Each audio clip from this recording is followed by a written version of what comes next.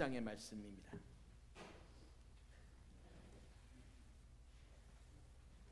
레위기 17장 1절부터 9절까지 말씀.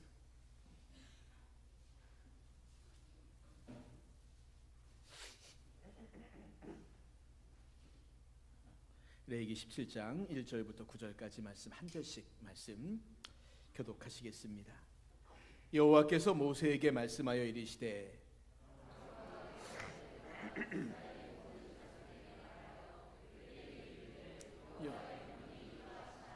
이스라엘 집의 모든 사람이 소나 어린 양이나 염소를 진영 안에서 잡든지 진영 밖에서 잡든지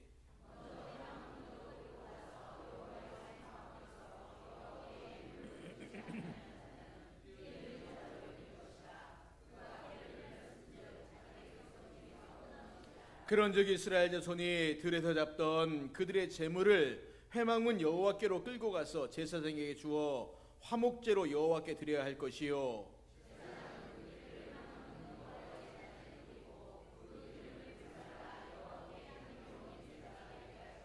그들은 전에 음란하게 섬기던 순염소에게 다시 제사하지 말 것이니라. 이는 그들이 대대로 지킬 영원한 규례니라.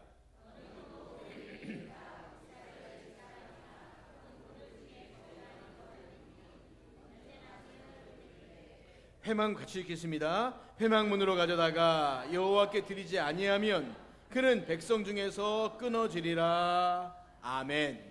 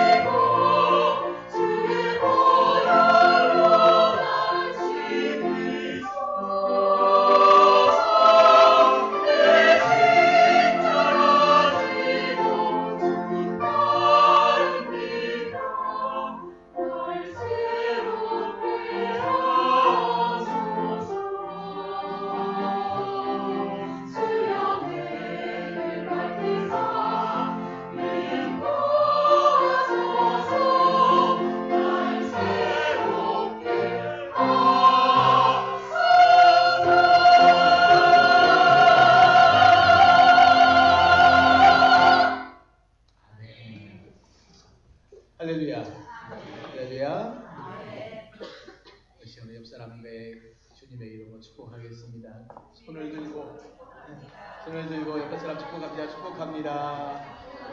축복합니다. 네, 축복합니다. 손을 들어 축복하라 하거든. 손을 들어 축복하라. 네, 손을 들어 축복하라. 그래서 아마 미국 사람들 만나면 이렇게 하는 이유가 아마 그 이유지 아닐까. 손을 들어 반가워하고 축복하는. 우리가 하나님의 이름으로 손을 들어 옆 사람을 축복하시기를 바랍니다. 오늘도 하나님을 예배한 자리에 함께 하신 우리 성도님들 주님의 이름으로 모두를 축복합니다. 사람이 살다 보면 참 변하지 않는 것이라고 말하는 게 있습니다. 잘 안 바뀌는 거예요. 그게 뭐냐면 습관 아니면 버릇입니다. 사람이 말하는 것에 대해서 습관이 있고 행동하는 것도 습관이 있으면 자기는 모르는데 보면 알아요. 제가 대학을 다닐 때까지 저희 집에서 골목을 따닥따닥 걸어오면 저희 어머니가 이렇게 집에 듣고 계시다가 뭐 옛날 동네니까요. 골목이 있고 집이 있고 이러니까 걸어오는 발자국 소리를 들으면 전 줄 알았대요.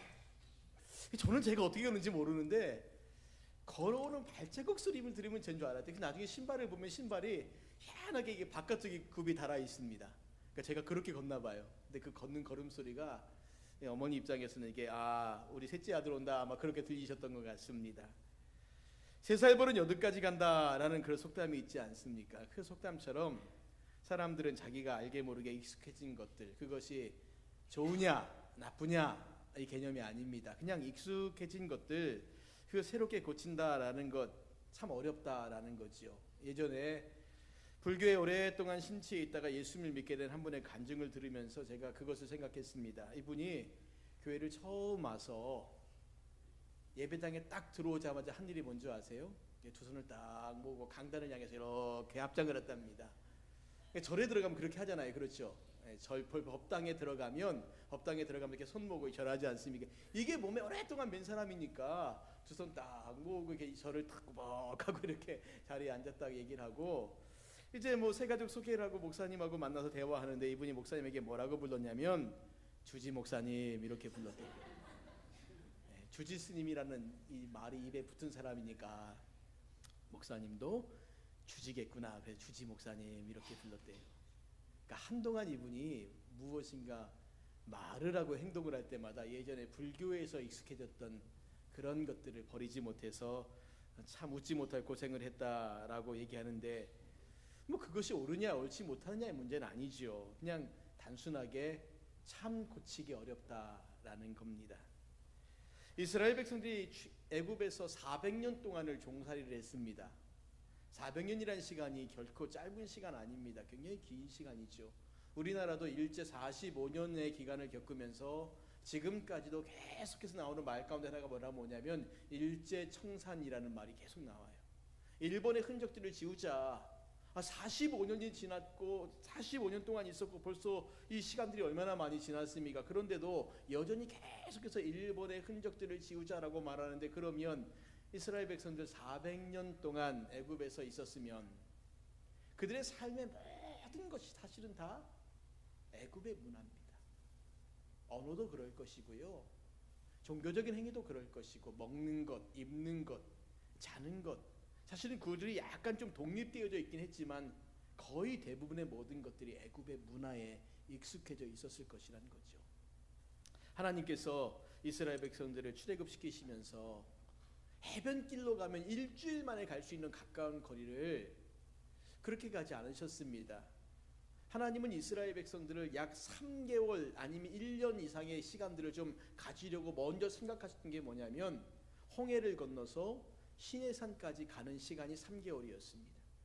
그리고 시내산에서 말씀을 듣고 그들이 성막을 만들고 제사법을 배우고 제사장을 세우고 이런 일들이 거의 한 9개월쯤 됐어요. 그래서 한 1년쯤 정도의 시간이 지나고 난 다음에 가데스 바네아로 가서 그들이 거기에서 정탐꾼을 보내고 그리고 이제 가나안으로 가자. 이게 하나님의 계획이었습니다. 그런 계획을 가지신 그 1년이라는 시간을 가지신 이유가 뭐냐면 가능하면 이스라엘 백성들에게 좀 젖어 있는 애굽의 물 좀 빼는 것이었습니다. 특별히 종교적인 문제 가운데 있어서, 제사의 문제 가운데 있어서 애굽이 가지고 있는 종교적인 특성들, 그들이 400년 동안 익숙해진 이 종교적인 특성들을 좀 빼는 게 일이었다는 거예요. 왜냐하면 애굽의 종교는 다 신교입니다. 샤머니즘이에요. 모든 만물의 신이 다 있다는 것입니다. 그래서 하나님께서 이스라엘 백성들 출애굽시키실 때 10가지 재앙 내리시지 않습니까? 그 10가지 재앙에 타켓이 된 게 다 뭐냐면 애굽 사람들이 신으로 섬겼던 것들이에요. 나일강이 그러하고요, 개구리, 파리, 모기, 이 해와 달과 별들, 이 모든 게 다 뭐였냐면 그들이 섬기는 신이었습니다. 눈에 보이는 모든 것을 형상으로 만들고 그 앞에 짐승을 잡아 바치며 복을 비는 것, 이것이 애굽의 제사 방법이었습니다. 그런데 하나님께서 이스라엘 백성들에게 애굽의 제사 규례와는 전혀 다른 제사 규례를 지금 말씀하고 있는 겁니다. 지금까지 너희들이 애굽에서는 이렇게 살아왔을지 모르지만, 그러나 하나님을 믿는 백성들은 이렇게 살아야 된다는 거예요. 너희들이 지금까지 애굽에서는 이렇게 제사 지는 걸 보아왔겠지만, 그러나 하나님을 믿는 백성들은 하나님께 드리는 제사는 이렇게 드려야 된다는 겁니다. 하나님께서 특별히 강조하신 제사의 중요한 특징은, 첫 번째는 제사장 중심이요, 그리고 성막 중심입니다. 이게 바른 제사 규례라는 겁니다. 하나님을 섬기는 것과 애굽에서 우상을 섬기는 것과는 전혀 다르다라는 것을 말씀하고 있는 거예요. 그래서 오늘 하나님께서 본문 말씀을 통해서 이스라엘 백성들이 자칫 그저 습관대로, 버릇대로 우상에게 제사 드릴 수 있는 이런 모든 가능성들을 다 막아버리시는 겁니다. 그거 하지 마라, 그거 하지 마라. 바로 그 대표적인 게 바로 뭐냐면 짐승을 잡는 것입니다. 짐승을 잡는 것. 오늘 말씀해 보시면 좀 우리가 이해할 수 없는 것들이 뭐냐면, 짐승을 잡는데 이 짐승을 잡는 일들이 반드시 제사를 드리기 위해 잡는 게 아니에요. 먹기 위해 잡을 수 있지 않습니까? 잔치가 벌어지면 짐승 잡을 수 있죠. 아니 개인적으로 먹고 싶어 잡을 수도 있습니다. 아니면 손님이 오면 또 그렇게 할 수 있습니다. 그런데 이렇게 짐승을 잡을 때에도 아무렇게나 너희 마음대로 잡지 말고, 오늘 말씀해 보니까 뭐라고 말해요? 회막 앞에 와서 잡으라는 겁니다. 3절과 4절 말씀 보시기 바랍니다. 3절과 4절 말씀 읽겠습니다. 시작. 이스라엘 집의 모든 사람이 소나 어린 양이나 염소를 진영 안에서 잡든지 진영 밖에서 잡든지 먼저 회막 문으로 끌고 가서 여호와의 성막 앞에서 여호와께 예물로 드리지 아니하는 자는 피 흘린 자로 여길 것이라. 그가 피를 흘렸은즉 자기 백성 중에서 끊어지리라. 여기서 피 흘린 자로 여길지니라, 이 말은요 마치 사람을 죽인 살인한 자처럼 여긴다라고 하는 의미하고 똑같은 거예요. 여호와의 회막 앞에서 짐승을 잡지 않으면 어떤 사람하고 똑같다는 거예요? 살인자와 똑같다는 겁니다. 그러면 살인한 사람의 벌이 뭡니까? 백성 중에서 끊어지는 겁니다. 굉장히 엄하게 말씀하고 있죠. 7절 말씀 보시기 바랍니다.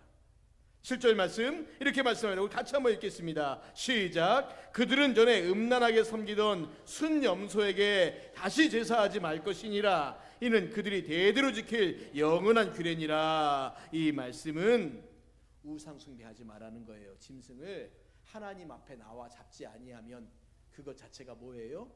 우상 숭배의 모습이 될 수 있다는 겁니다. 즉 하나님께서는 짐승을 잡을 때는 어떤 이유에서든지 하나님 앞으로, 회막 앞으로 끌고 오라라고 명령하는 겁니다. 여러분, 이 부분은 깊이 묵상할 부분입니다. 왜 세속적인 도살이나 개인적인 도살을 금지하고 있습니까? 왜 그럴까요? 왜 하나님께서 굳이 이스라엘 백성들에게 진영 안에 있든지 진영 밖에 있든지 너희들이 짐승을 잡을 때는 무조건 예외 없다, 무조건 회막 앞으로 오라, 왜 이것을 말씀하고 있을까요? 그것은 애굽의 종교 습성을 버리지 못한 이스라엘 백성들이 짐승을 밖에서 잡든지 아니면 다른 엉뚱한 데서 잡아서 혹여 잡은 김에 떡 본 김에 뭐 한다고, 짐승 잡은 김에 예전에 했던 그 제사 습관들 그거 혹시 할까봐 뭐 우리도 일반적인 그런 거 있지 않습니까? 성묘 가면 항상 술 한잔 따라갖고 뭐 합니까? 오시래 하고 이렇게 하지요. 제사 지낼 때 음식 바깥에 이렇게 휘휘 던지기도 하고요. 그런데 이게 꼭 제사 때만, 성묘 때만이 아니라 일반적인 습관 가운데 보면 그런 사람들이 있습니다. 괜히 산에 등산하고 올라가다가 뭐 먹다가 조금 이렇게 휙 던져요. 과자 같은 거 산신에게 준다는 겁니다. 그러니까 그런 게 몸에 밴 습관들이라면 이스라엘 백성들이 얼마든지 짐승을 잡을 때에 혼자 은밀한 곳에서 개인적인 도살을 하지 말고, 그래서 괜히 한번 마음 동해서 예전에 배웠던 습관대로 한번 그렇게 해볼까, 익숙해진 것들을 해볼까 하지 말고 공개적인 장소에 나와서 도살하고 먼저 하나님께 제사 드리라는 겁니다. 이건 강제 규정입니다. 반드시 그렇게 하라는 거예요. 너희들이 혹여 은밀하게 숨어서 하면서 죄질까봐. 여기에는 우상을 섬기는 문제만이 아니라 또 한 가지는 10절부터 나오는 피를 먹거나 기름을 먹거나 이 부분까지도 하나님께서 경고하시는 겁니다. 피를 먹지 말고 기름 먹지 마라 명령하셨는데 내가 은밀하게 혼자 깊은 숲속에서 양 한 마리 잡았어요. 근데 나도 모르는 사이에 기름도 먹고 피도 먹을 수 있지 않겠습니까? 그것을 금하는 엄한 명령이라는 거예요. 실질적으로 사울왕이 블레셋과 전쟁하면서요, 그가 명령을 하나 내려요. 이 전쟁이 끝날 때까지 아무것도 먹지 말고 먹는 자 저주받는다고 해버립니다. 그러니까 백성들이 너무 배가 고파서 전쟁하는데 기운이 다 빠지죠. 나중에 안 되니까 그 명령을 풀어버려요. 그러니까 뭐 합니까? 짐승 잡아서 피채 막 먹어버리는, 너무 배가 고프니까 뭐 예법이고 뭐 따질 게 없어요. 그냥 막 먹어버리는 겁니다. 그러니까 그게 사람들의 모습이 될 수 있다는 거지요. 그러니 회막 중심으로 하나님 중심으로 모든 일을 그렇게 감당하라는 거예요. 보십시오. 백성들이 짐승을 잡아가지고 하나님께 제사를 드린다는 핑계로 자기들끼리 먹고 자기들끼리 원하는 일, 자기들만의 제사를 할 수도 있다는 겁니다. 물론 그 모든 제사의 절차와 방법은 애굽 사람들이 행했던 것대로 아마 행할 것이라는 거지요. 자, 그럼 무슨 일이 생기겠습니까? 분명한 것은 하나님께서는 아론과 그의 후손들에게 제사장의 직분을 맡겼고 제사의 정통성을 맡겼어요. 그들을 통해 드려지는 예배가 정통성이 있다라는 걸 분명히 강조하셨어요. 이 모든 것들이 다 깨져버린다는 겁니다. 하나님께서 이스라엘 백성들에게 강하게 세우기를 원하셨던 제사장 중심, 성전 중심의 신앙생활, 이것이 훼손될 수 있다는 거죠. 그러니 하지 말라는 겁니다. 임의대로, 자의대로, 하고 싶은 대로 하지 말라는 거예요. 여러분, 이러한 유혹은 오늘 우리에게도 끊임없이 찾아옵니다. 하나님을 섬긴다고 하면서, 하나님을 예배한다고 하면서 결국은 하나님께 영광을 돌려드리는 것이 아니라 자신이 복을 받기 위해서만 하나님께 나아가지 않습니까? 열심히 기도하는데 도대체 무엇을 저렇게 기도하나 봤더니 다 자기 복 달라는 겁니다. 하나님 말씀을 통해서 내가 어떻게 살아야지, 내가 어떻게 하나님의 영광을 위해 살아야지가 아니라 매일같이 열심히 기도는 해요. 그런데 기도의 내용이 뭔가 보면 다 그저 복 달라는 겁니다. 잘 살게 달라는 겁니다. 그게 하나님의 향한 기도일까요? 마치 바리새인들은 기도가 아니라 자기 자랑하는 기도 아니었습니까? 옆에 있는 세리를 깔아뭉개고 자기를 높이고, 그게 기도일까요? 기도 아니지 않습니까? 근데 그걸 기도라고 하고 있는 거예요. 겉으로 보기엔 종교적인 행위한다 하는데 그렇지 않습니다. 찬양을 합니다. 그런데 하나님을 향한 찬양이 아니라 멜로디 자체에만 매료되어 도취하는 경우도 있습니다. 그럴 수 있습니다. 너무 멜로디가 좋아요. 그런데 무슨 가사인지 하나도 안 들립니다. 하나도 모르겠어요. 요즘 젊은이들이 많이 부르는 찬양 가운데 너무 멜로디가 좋아요. 그런데 가사는 잘 모르겠어요. 잘 안 들려요. 심지어 요즘 랩으로 찬양하자 안 하죠. 근데 랩으로 뭐라고 하면 하나도 안 들립니다. 뭔 말하는지 모르겠어요. 교회의 성장을 위해서 일한다면서 결국 개인과 소집단의 이익을 챙기는 일을 할 가능성도 얼마든지 많이 있지 않습니까? 하나님을 위한다면서 결국은 내 입속만 챙기는 그런 일들, 하나님께 허용하지 않겠다는 겁니다. 내가 표면적으로 뭐라고 말해도 너희 마음속에 있는 그 잘못된, 약간은 구부러지고 어그러진 그 마음들, 그 생각들, 내가 그것조차도 용납하지 않겠다는 거예요. 흔히 정치인들이 말하는 나라와 민족을 위한 그런 좋은 일들, 그런데 이렇게 들어보십시오. 나라와 민족을 위해서 뭔가 한다고 하지만 그 속에 숨어 있는 것은 결국은 자기를 위한 것들 아닙니까? 그러니까 오늘 우리가 하나님을 믿는다 하면서 그렇게 살아갈 수 있다는 겁니다. 5절과 6절 말씀 보세요. 이렇게 말합니다. 그런즉 이스라엘 자손이 들에서 잡던 그들의 재물을 회막문 여호와께로 끌고 가서 제사장에게 주어 화목제로 여호와께 드려야 할 것이요, 제사장은 그 피를 회막문 여호와의 단에 뿌리고 그 기름을 불살라 여호와께 향기로운 냄새가 되게 할 것이니라. 내가 사사로이 잡는 그 짐승도 하나님이 주신 것이기 때문에, 그리고 한 생명을 끊는 일이기 때문에 피와 기름은 하나님께 돌려드리고, 그리고 그 짐승을 내게 주어서 고기를 먹게 하신 것에 대해서 감사하고, 이게 먼저 해야 된다는 겁니다. 그런데 누군가는 그런 말 하시지 않겠습니까? 아니, 회막문 앞에서 제물을 잡아서 제사를 드리든지, 아니면 내가 제사를 드리고 싶은 곳에서 드리든지, 그것이 무슨 큰 의미가 있느냐, 마음이 중요하지 형식이 뭐 그렇게 중요하냐, 반문할 수 있습니다. 그렇죠? 그럴 수 있습니다. 사실 회막문 앞에서 제사를 드리는 것과 그의 장소에서 제사를 드리는 것, 아주 작은 차이로 보일 수 있습니다. 요즘 우리들의 예배 모습이 그럴 때가 있지 않습니까? 요즘 큰 교회들은 예배 실황을 직접 바로 그냥 이렇게 인터넷을 통해서, 아니면 그 교회의 홈페이지나 TV를 통해서 내보낼 때가 있습니다. 왜 그럴까요? 누구를 위한 일일까요? 여러분, 왜 예배 영상이 방영될까요? 이유는 간단해요. 몸이 움직일 수 없는 사람들을 위해서 그런 겁니다. 몸에 뼈가 부러졌거나 아니면 내가 일어날 수 없어 기력이 쇠한 사람들, 움직일 수 없어요. 예배당에 오고 싶은데 못 와요. 그런 사람들을 위해서 그렇게나마 예배를 드려라 하는 게 그 본래 의도인데, 이 본래 의도가 많이 변질되고 있지 않습니까? 그저 편안하게, 아유 예배당까지 가기 귀찮다, 그러니까 편하게 앉아서 편하게 누워서 TV 딱 괜히 예배 실황 나오죠. 예, 듣습니다. 예배 찬송도 같이 부르고 기도도 같이 하고 말씀도 듣습니다. 헌금은 온라인으로 또 보냅니다. 다 해요. 하나님이 기뻐하시는 예배일까요? 네, 그렇지 않습니다. 하나님께서 이스라엘 백성들에게요, 굳이 험하고 험한 예루살렘까지 올라오라고 명령하신 이유가 뭔지 아세요? 그 올라오면서 하나님 앞에 예배하는 것이 얼마나 귀하고 복된가, 그거 알라는 겁니다. 그래서 몸이 불편하신 분들이 힘들게 예배당까지 오는 것 너무 귀하고 복된 일입니다.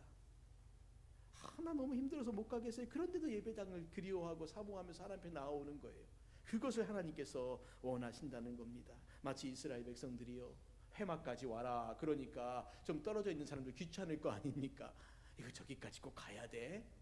진영 밖에 있어요. 양치로 저 멀리까지 갔습니다. 이거 꼭 거기까지 가야 돼. 그런데 거기까지 오라는 겁니다. 불편해도 힘들어도 귀찮아도 오라는 겁니다. 오라는 겁니다.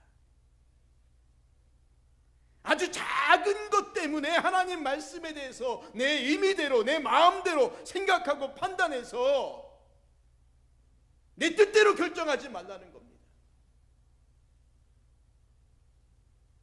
여러분, 이단이라는 말 자체가 주는 의미가 있지 않습니까? 이단이란 말이 뭐예요? 끝이 다르다는 겁니다. 끝이 달라요. 거의 모든 이단들이 아주 사소한 차이로 시작할 때가 많습니다. 물론 처음부터 아예 이상하게 시작하는 사이비들도 많습니다. 그런 사이비들 말고 정말 저게 그러한가 안 그런가 긴가민가한 이단들은요, 비슷한 것 같아요.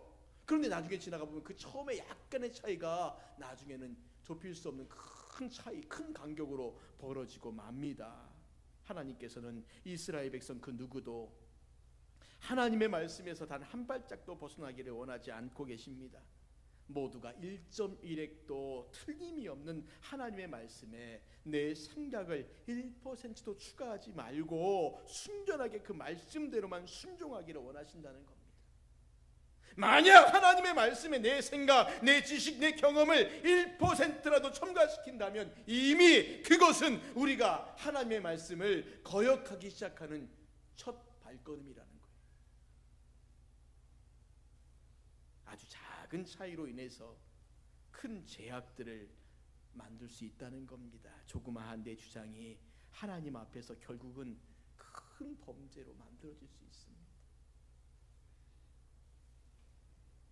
하나님께서는 이스라엘 백성들이 이런 어리석은 제약 가운데 빠지는 것을 원하시지 않습니다. 그래서 무섭게 경고하시는 거예요. 심지어 누구에게도 말씀하시냐면 8절과 9절에 보시면은 이스라엘 집 사람이나 혹은 그들 중에 거류하는 거류민까지도 말해요. 뭐라고 말합니까? 번제나 희생제를 드리되 회막문으로 가져다가 여호와께 드리지 아니하면 그는 백성 중에서 끊어질 것이라고. 이스라엘 사람이나 그들 가운데 거류하는 거류민이라 할지라도 회막문 앞에서 하나님 앞에 나와서 거기서 예배하지 아니하면, 거기서 제사하지 아니하면, 그러면 그는 백성 중에서 끊어질 거라고 아주 엄하게 경고하고 계신 겁니다.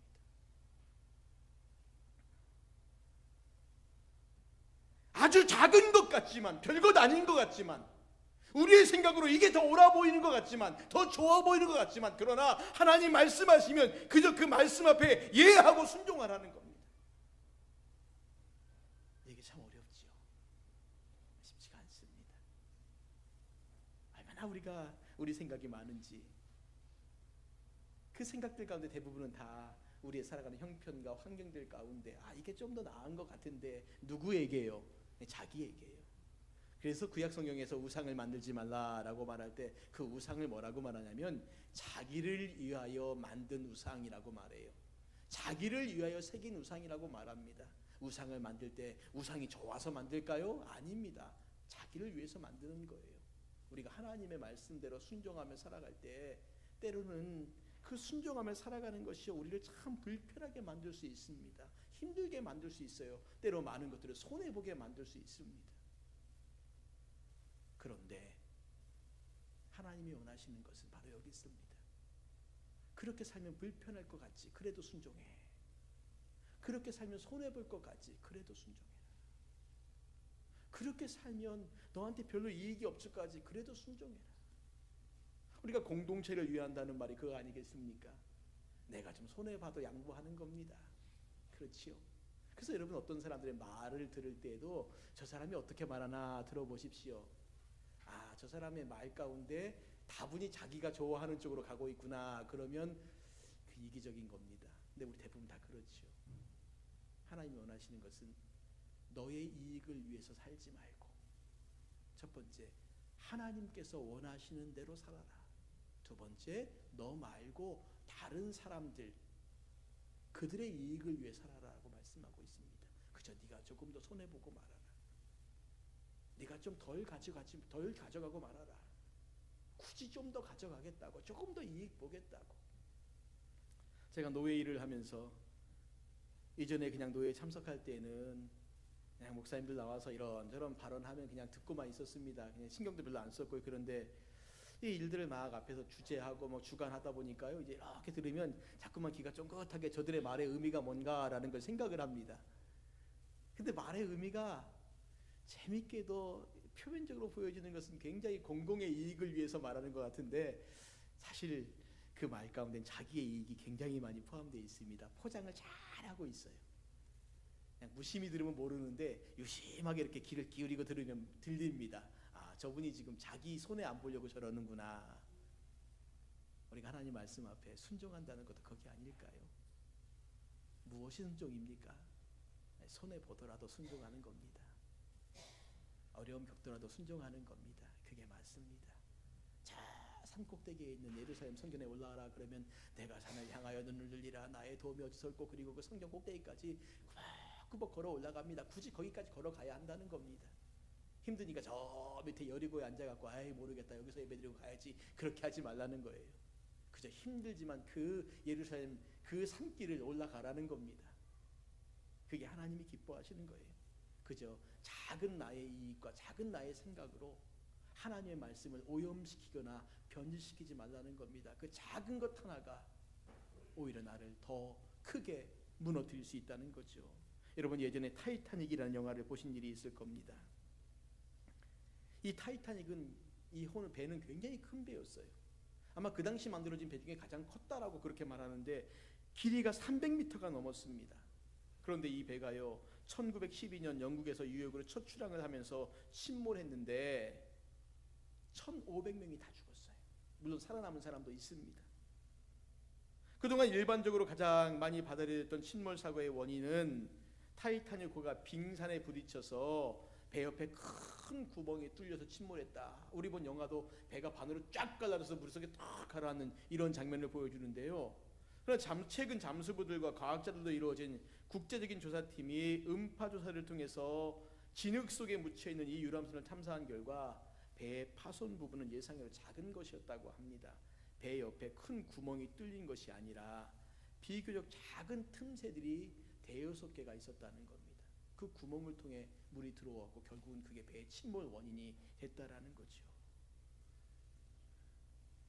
미국 콜로라도의 롱의 보울에는 400년 동안 그 자리를 지켜오던 거대한 나무 한 그루가 쓰러져 있다고 합니다.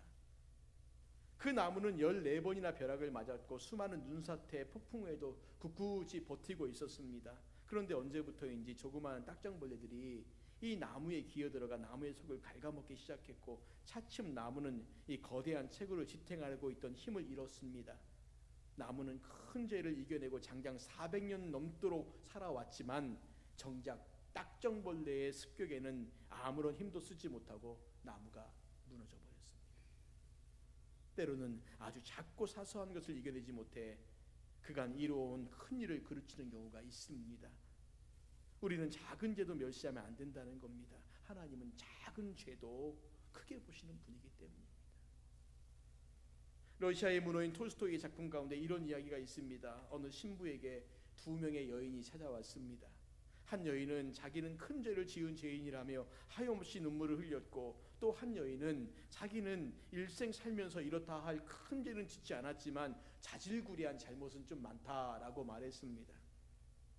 신부가 먼저 큰 죄를 지었다는 여인에게 이렇게 말했습니다. 당신은 지금 나가서 당신이 들 수 있는 가장 큰 돌덩이를 가져오시오. 그리고 이번에는 일생 동안 이렇다 할 큰 죄를 진 일이 없다라는 이 여인에게 또 말했습니다. 그리고 당신은 작은 돌멩이를 치마폭에 가득 담아오시오 그랬어요. 두 여인이 돌아옵니다. 큰 죄를 지었다는 여인이 아주 자기가 들 수 있는 가장 큰 돌멩이를 낑낑거리고 들고 옵니다. 그리고 자질구레한 작은 죄만 기억난다. 이 여인은 치마폭에다가 한 3알만한 돌멩이들을 가득 가지고 왔습니다. 신부가 다시 말합니다. 가져온 돌멩이들을 원래 자리에 갖다 놓으세요 그랬습니다. 그랬더니 이 큰 돌멩이 하나 갖고 온 여인은 어떡합니까? 낑낑거리면서 자기가 갖고 온 데 다시 갖다 놨어요. 어딘 줄 아니까요. 그런데 작은 돌멩이를 이만큼 한 치마 가득 갖고 온 이 여인은 방황하고 있는 겁니다. 내가 어디서 갖고 왔는가 잘 모르지요. 신부가 이렇게 말합니다. 바로 그겁니다. 당신은 하루하루 이러저러한 죄를 지으면서도 하나님께 죄책감 없이 일생을 살아왔기 때문에 많은 죄를 짓고도 회개 한번 하지 않았소. 그러나 이 여인은 큰 죄를 짓고 이렇게 통회하고 자복하고 있으니 하나님의 용서하시는 은총이 함께 하실 것이요. 여러분 우리가 살면서 참 작은 것 앞에 얼마나 무심하게 넘어갈 때가 많습니까? 저는 자주 그런 일들을 행합니다. 겪는 게 아니라 행합니다. 여러분 우리 교회 앞에 이렇게 들어오는 이 통로가 일방통행이죠.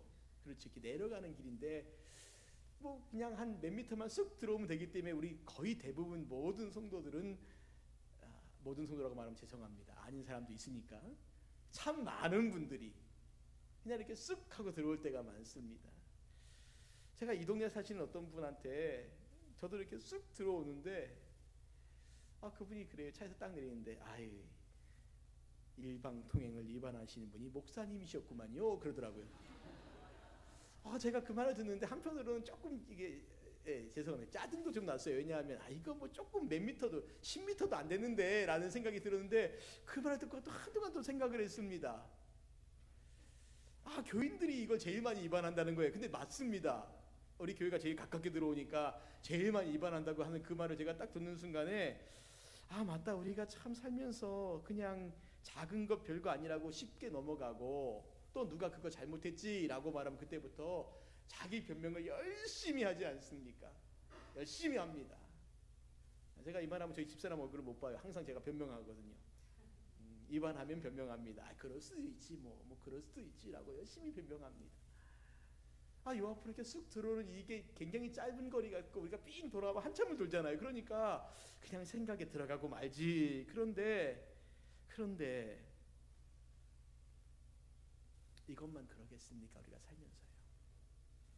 얼마나 많은 부분에서 작은 것, 별것 아닌 것 그렇게 무시하고 넘어가는 것들 얼마나 많습니까? 하나님 말씀 앞에서도 우리가 그렇게 행할 때가 얼마나 많습니까? 작은 것, 별것 아닌 것. 그런데 그 작은 불의함들이 결국에는 큰 죄악으로도 발전할 수 있다는 겁니다. 누가복음 16장 10절 말씀에 이렇게 말합니다. 지극히 작은 것에 충성된 자는 큰 것에도 충성되고 지극히 작은 것에 불의한 자는 큰 것에도 불의하니라. 그저 나만을 위해서 나를 위해서 큰 문제 아니에요. 아주 작은 문제예요. 작은 문제 앞에 나만을 위해서 살아가는 그 사람들이 정말 큰 것 앞에 희생할 수 있을까요? 작고 자질구레하고 별것 아닌 문제에 쉽게 넘어가는 그 사람이 큰 문제 앞에 문제의식을 느낄 수 있을까요? 정말 그럴 수 있을까요? 그래서 하나님께서 작은 문제, 별것 아닌 것 같은 문제, 여러분 레위기 말씀을 읽다 보면 그런 것들이 얼마나 많아요. 이것까지 말씀하시나 싶을 정도의 그런 말씀들. 그런 말씀하시는 이유가 뭐냐면 그 작고 별것 아닌 것에 너희가 관심을 기울이지 못하면, 그것 앞에 부끄러워하고 그것 앞에 힘들어하지 않으면 절대 큰 문제 앞에서 우리가 하나님 내가 잘못했어요라고 말하지 않는다는 거예요. 그때도 변명할 거라는 겁니다. 그때도 변명할 것이라는 겁니다. 그럼 어떻게 해야 될까? 어떻게 해야 될까? 어떻게 해야지 이 나의 마음속에 있는 이 작은 욕심들, 이 작은 교만들, 어떻게 해야지 우리 작은 것들을 우리가 해결할 수 있을까? 첫 번째, 하나님 말씀 앞에 나를 날마다 비추십시오. 두 번째, 예수 그리스도 십자가 앞에서 나를 보십시오. 밝은 빛 가운데로 나가야 합니다. 은밀하고 침침한 곳이 아니라 하나님 말씀의 밝은 빛 가운데로만 나갈 때 우리의 삶이 돌아봐질 것이고, 그리고 우리는 그 상황 가운데 내가 이렇게 부끄럽구나, 죄인이구나, 내가 악하구나, 내가 하나님 보시기에 이런 모습으로 살았구나, 말씀의 빛으로 조명하시고 예수 그리스도 십자가로 우리를 조명하실 때 우리는 우리의 모습이 하나님 앞에서 얼마나 부끄러운 죄인인가 돌아볼 것이고, 그 작은 것 앞에 부끄러워하며 다시는 그 작은 것들을 반복해서 저지르지 않을 것이라는 거예요. 사랑하는 성도님들, 이제 말씀을 정리하겠습니다. 우리는 정말 작고 보잘것없는 사람이었어요. 그런데 하나님 우리에게 관심을 가져주셨습니다. 그리고 작고 보잘것없는 우리에게 작고 보잘것없는 문제 앞에서도 더 마음 아파하라고, 더 마음 아파하라고, 정말 작은 것 앞에 애통해하라고, 슬퍼하라고, 그리고 나를 돌아보고 하나님 기뻐하신 대로 나아가라고, 그 말씀하신 것들을 기억하면서 하나님의 은혜 앞에, 십자가 앞에, 말씀 앞에 날마다 나를 돌아보시고 설 수 있는 우리 모든 성도님들 되시기를 주님의 이름으로 축원을 드립니다.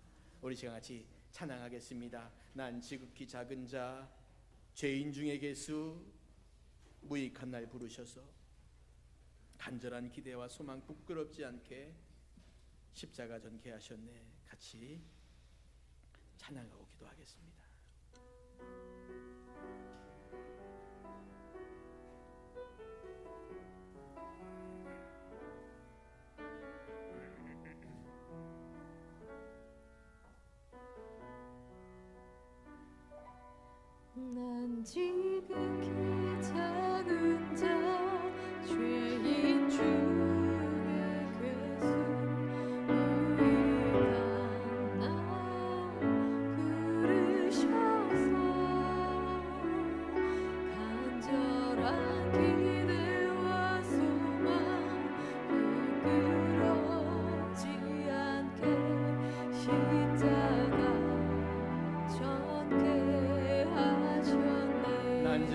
작은 자, 난 지극히 작은 자, 죄인 중에게서 무익한 날 부르셔서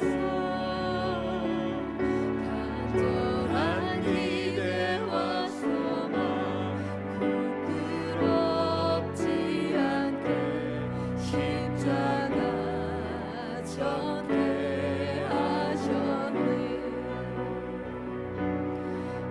어디든지 가리라 주 위에 서라면 나는 전하리 그 십자가. 내 맺은 십자가 그 보혈의 향기 온 세상 채울 때까지 살아도 주를 위해 죽어도 주를 위해 살아주리라. 난 주의 것 십자가의 능력 십자가의 소망 내 안에지만 사시는 것. 난 지극히 작은 자 죄인 중에게서 무익한 날 부르셔서 간절한 기대와 소망 부끄럽지 않게 십자가 전개하셨네. 살아도 주를 위해 죽어도 주를 위해 살아도 주를 위해 죽어도 주를 위해 살아주리라. 난 주의 것 십자가의 능력 십자가의 소망 내 안에지만 사시는 것. 난 지극히 작은 자, 난 지극히 작은 자 죄인 중에게서 무익한 날 부르셔서 간절한 기대와 소망 부끄럽지 않게 십자가 내 전개하셨네. 사랑 나의 십자가, 내 사랑 나의 십자가. 사랑하는 성도, 이 시간에 우리가 마음과 기도하실 때 십자가 앞에 우리를 비춰볼 때 우리는 얼마나 작은 자였고 그런데 얼마나 큰 죄인인가를 우리가 돌아보지 않습니까? 하나님 우리에게 큰 것 요구하시지 않으세요. 작은 것 앞에 충성하라고. 너의 작은 이익 버리고 다른 사람의 작은 이익 챙겨주라고. 나만을 돌아보는 그 마음 가운데서 다른 사람 돌아보라고. 나의 이익만을 위해서 항상 포기하라고. 하나님 말씀 앞에 설 때에 하나님 말씀에 그 작은 것 1.1핵이라도 순종하려고 발버둥치며 살아가라고. 그러한 사람 되기 싫은 내가 있음을 우리가 기억하시고 우리 말씀을 기억하며 합심하여 같이 기도하겠습니다. 기도합니다. 하나님 아버지, 이 시간 우리가 주님 앞에 나와서 주의 말씀을